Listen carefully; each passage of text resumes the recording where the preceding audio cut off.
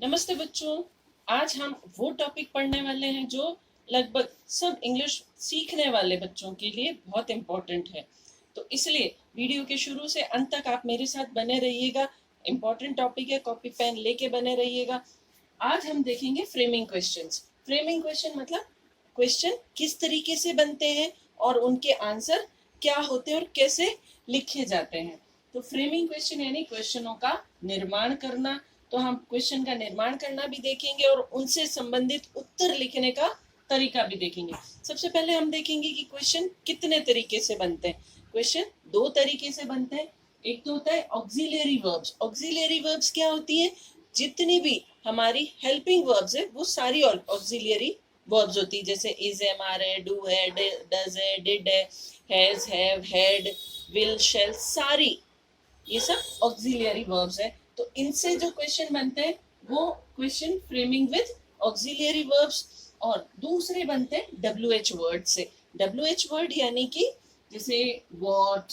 तो जिन शब्दों में डब्ल्यू एच शब्द आता है वो डब्ल्यू एच वर्ड्स होते हैं और इनसे जो क्वेश्चन बनते हैं वो डब्ल्यू एच वर्ड वाले क्वेश्चन कहलाते हैं। तो आज हम पहला देखेंगे ऑक्सिलियरी वर्ब से बनने वाले क्वेश्चंस। तो अब हम पढ़ेंगे ऑक्सिलियरी वर्ब्स वाले क्वेश्चंस। ठीक है।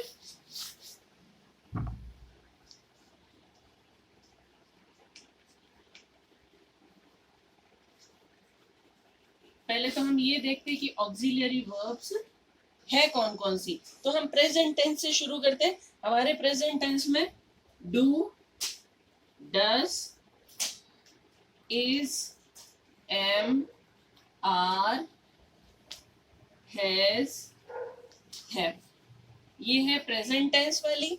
उसके बाद आती है पास्ट टेंस की। डिड, वॉज, वर, हैड, ये है हमारी पास्ट टेंस की। फिर आती है फ्यूचर टेंस की। उसमें है विल एंड शैल। तो ये सारी हमारी ऑक्सिलियरी वर्ब्स है। इनसे जो भी प्रश्न शुरू होंगे वो इस तरीके से ये ऑक्सिलियरी वर्ब्स वाले क्वेश्चंस कहलाएंगे। अब हम इनमें से क्वेश्चन जो बनता है उसका हम सूत्र देखते हैं या किस फॉर्मूला से बनता है। तो ऑक्सिलियरी वर्ब से जब क्वेश्चन बनेगा तो सबसे पहले आएगी ऑक्सिलियरी वर्ब। शुरुआत ही इसी से होगी क्वेश्चन की।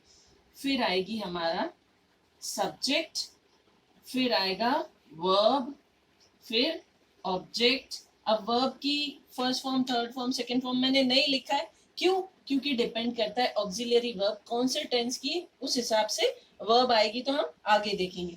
फिर आएगा क्वेश्चन मार्क, क्योंकि बिना क्वेश्चन मार्क के कोई भी क्वेश्चन पूरा नहीं होता है। तो अब हम एक इसी के हिसाब से क्वेश्चन बनाते हैं। जैसे ऑक्सिलियरी वर्ब, तो मैंने पहला लिख लिया डू।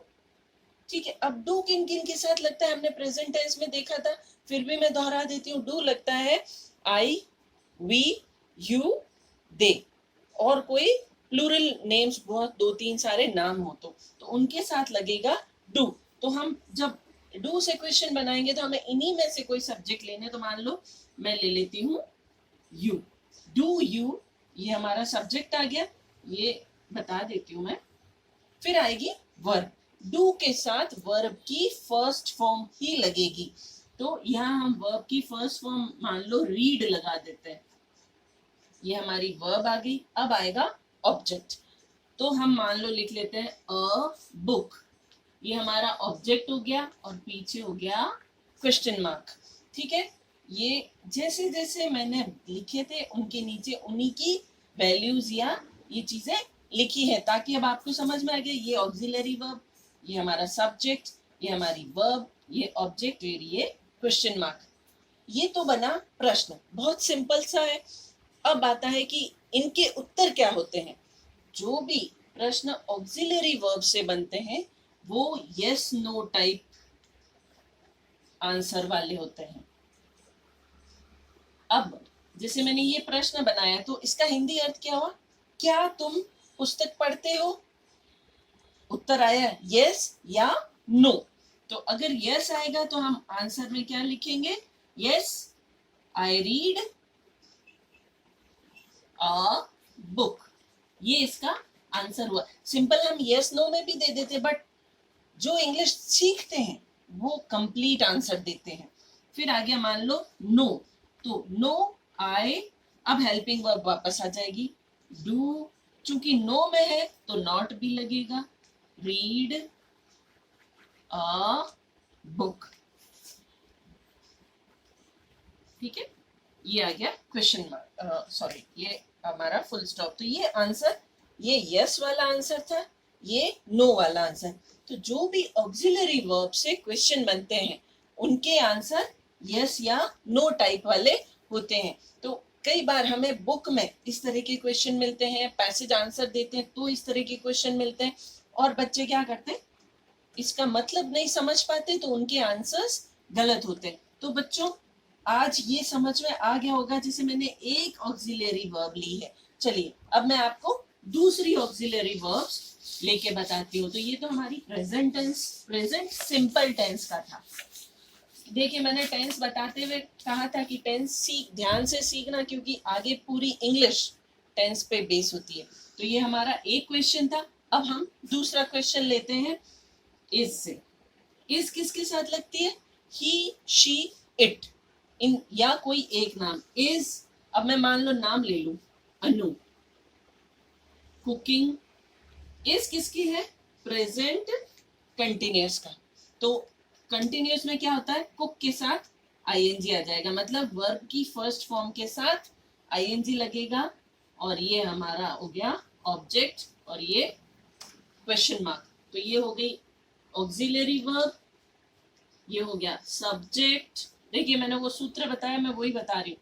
ये हमारी हो गई वर्ब की फर्स्ट फॉर्म प्लस आईएनजी।